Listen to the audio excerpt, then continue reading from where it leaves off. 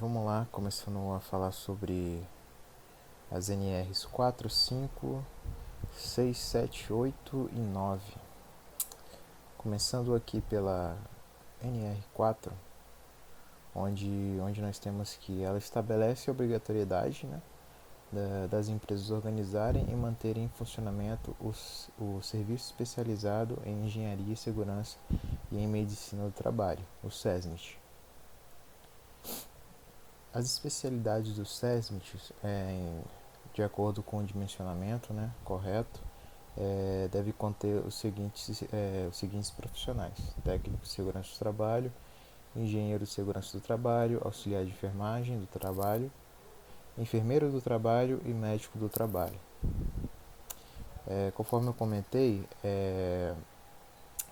essas especialidades, né, esses profissionais serão dimensionados de acordo com o quadro 1 da NR4, onde pega o KENAI da empresa. Esse KENAI você consegue ele através do cartão CNPJ. Com esse KENAI você vai no quadro 1 da NR4 e observe o grau de risco.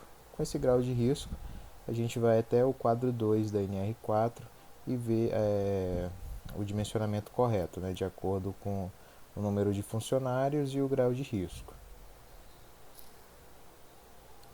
O SESMIT tem como finalidade proteger a saúde e integridade física dos trabalhadores.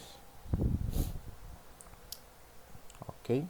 Sobre a NR5 agora, vamos falar sobre a CIPA, que tem como finalidade evitar acidentes e doenças decorrentes do trabalho. A NR5 estabelece a obrigatoriedade de todas as empresas possuírem empregados que são regidos pela CLT, né, organizarem e manterem em funcionamento por estabelecimento a CIPA. Essa norma regulamentadora que torna obrigatório o curso de 20 horas para integrantes da CIPA, assim como define seu conteúdo programático, né? Então, todo componente da CIPA deve passar por esse treinamento de 20 horas. A CIPA tem como objetivo principal desenvolver a prevenção de acidentes e doenças provenientes do trabalho, tornando compatível permanentemente o trabalho com a preservação da vida e promoção da saúde do trabalhador. As CIPAs devem ser constituídas e mantidas pelos seguintes estabelecimentos: empresas privadas, públicas, sociedade de economia mista, órgãos de administração direta e indireta, instituições beneficentes, associações recreativas, cooperativas, instituições que admitem trabalhadores como empregado. A CIPA também tem como objetivo identificar os riscos do processo de trabalho e elaborar um mapa de risco. Elaborar planos de trabalho que possibilite a ação preventiva na solução de problemas de segurança e saúde no trabalho. Participar da implementação e do controle da qualidade das medidas de prevenção necessárias. Realizar periodicamente verificações nos ambientes e condições de trabalho. Realizar a cada reunião avaliação do cumprimento das metas fixas, divulgar aos trabalhadores informações relativas à segurança e saúde do trabalho, colaborar no desenvolvimento e implementação do PCMSO e PPRA e de outros programas relacionados à segurança e saúde no trabalho. Também deve participar, em conjunto com o SESMIT, da análise das causas das doenças e acidentes de trabalho e propor medidas de solução. Promover também anualmente, em conjunto com o SESMIT, a Semana Interna de Prevenção de Acidentes de Trabalho, a CIPAT.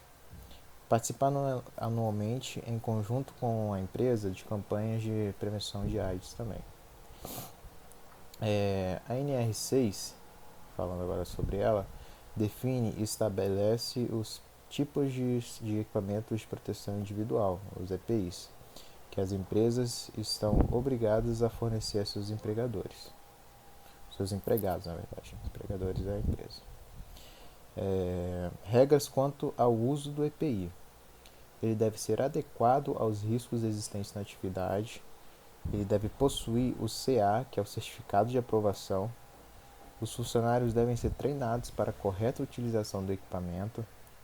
Ele deve fazer cumprir a utilização do EPI pelo empregado.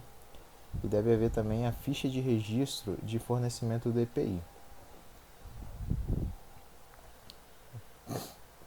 Sobre a empresa, agora relacionado ao EPI, ela é obrigada a fornecer esse equipamento gratuitamente ao colaborador e também deve ser de acordo com o risco. Compete também ao SESMIT, né, e a CIPA, trazendo lá da NR4 e NR5, que recomendem, né, ao empregador o IPI adequado ao risco existente em determinada atividade. As empresas que são desobrigadas, né, a constituir o SESMIT, cabe ao próprio empregador selecionar o EPI adequado, né, mediante a orientação de um profissional tecnicamente habilitado. Vamos falar agora sobre a NR7. A NR7 estabelece a obrigatoriedade de todas as empresas elaborarem e implementarem o Programa de Controle Médico de Saúde Ocupacional com a finalidade de garantir a saúde dos seus trabalhadores, bem como define os parâmetros mínimos e as diretrizes gerais a serem observadas na execução do referido programa. O programa, né, que é o PCMSO, ele prevê a realização de exames médicos de admissão do tipo periódico, do tipo de retorno ao trabalho, mudança de função e demissional. Compete ao empregador garantir a elaboração e efetiva implementação do PCMSO, bem como zelar pela sua eficácia. Sobre a NR8, essa norma estabelece requisitos técnicos mínimos das edificações. Edificações, como a maioria deve imaginar, né, mas a definição técnica dela são instalações físicas já concluídas de um estabelecimento em atividade industrial ou comercial, sendo que a norma prevencionista deve ser observada quando a edificação estiver em fase de projeto e construção.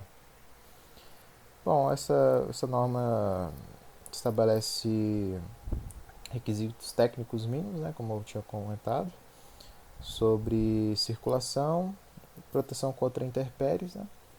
Com relação à circulação, deve ser observado nos locais de trabalho que os pisos devem apresentar saliências, os pisos, né, que apresentarem saliências e depressões devem ser corretamente solucionado, né, essas saliências e depressões de maneira que fique plano, né. Os pisos, as escadas e rampas devem oferecer resistência suficiente para suportar a carga móveis e fixa. Nos pisos, escadas e rampas, corredores e passagens de locais de trabalho, onde houver perigo de escorregamento, deverá ser utilizado o produto antiderrapante. Com relação à proteção contra intempéries, as partes externas devem obrigatoriamente observar as normas técnicas oficiais relativas à resistência ao fogo, isolamento térmico, isolamento e condicionamento acústico, resistência estrutural e impermeabilidade.